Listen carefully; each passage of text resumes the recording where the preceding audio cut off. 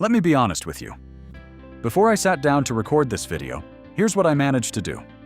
I returned my library books, stopped by the grocery store to pick up a few things, came home, listened to a fascinating podcast over a cup of tea, got inspired while looking up destinations for my next trip, and then took a short nap to recharge before finally getting to the one thing that actually mattered. Some of those things were genuinely urgent. It was the last day to return my library books. But none of them was nearly as important as writing the script for this video. And yet those small, urgent tasks kept pulling me away. I knew this script mattered, but somehow, the little things had far more control over my attention than they deserved. Sounds familiar? If you constantly find yourself putting off important work, there's actually a scientific explanation for it. Our brains are susceptible to what's known as the mere urgency effect. In a 2018 study, researchers conducted 5 experiments and found that people often choose tasks requiring immediate attention, even when completing those tasks leads to smaller overall benefits. In other words, urgent tasks frequently take priority over more important, high-impact ones, even though the important tasks produce far better long-term results. The problem is that urgency is incredibly good at disguising itself as importance. It tricks us into spending our time on small things instead of the things that actually move our lives forward. The researchers put it this way: people may choose urgent tasks with a short completion window over more important tasks with greater long-term rewards, because urgent tasks simply feel more immediate and psychologically closer to the finish line. On top of that, urgent tasks demand concrete, immediate attention, paying a bill, replying to an email, meeting a deadline. Meanwhile, people who decide to finish the important work first often end up staring at an even bigger pile of urgent tasks later. Procrastination. Procrastination isn't some mysterious curse that makes you bad at managing your time. It's a way of coping with difficult emotions triggered by a particular task: boredom, anxiety, uncertainty, frustration, or self-doubt. In simple terms, procrastination means you're more focused on escaping negative emotions than on actually completing the task. The exact reason we avoid a task depends on what that task is. Sometimes there's something genuinely unpleasant about it. You open a blank document and immediately think, "I'm not smart enough to write this. What if people don't like it? What if it's just bad?"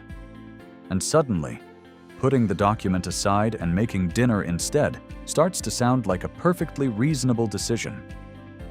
The immediate relief we feel when we procrastinate is exactly what makes the cycle so difficult to break.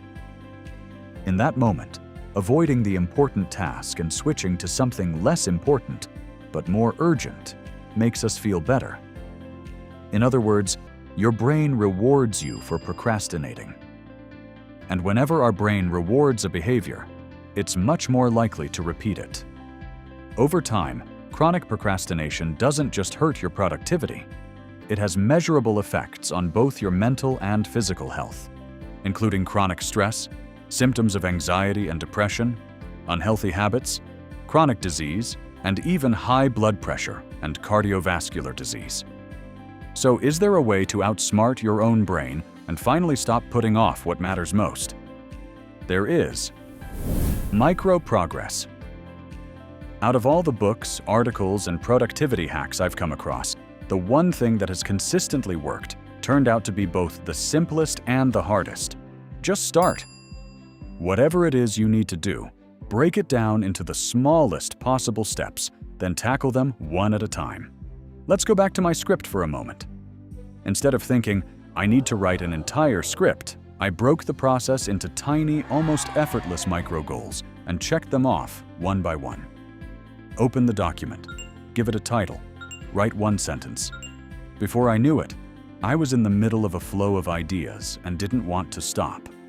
It felt like I had tricked my brain by treating something important and demanding as if it were quick and easy. And before my brain even had a chance to resist, I realized I'd already spent the last 2 hours completely immersed in researching procrastination. Maybe this sounds like nothing more than a psychological trick, but it's actually physics. Newton's first law states that an object in motion tends to stay in motion. Productivity has its own version of inertia. The hardest part is getting started. Once you've started, it's much easier to keep going. This idea has gone by many names: the 5-minute rule, the 2-minute rule, even the 1-minute rule, but they all have one thing in common. They're designed to help you start. Newton's first law makes a surprisingly good analogy for productivity.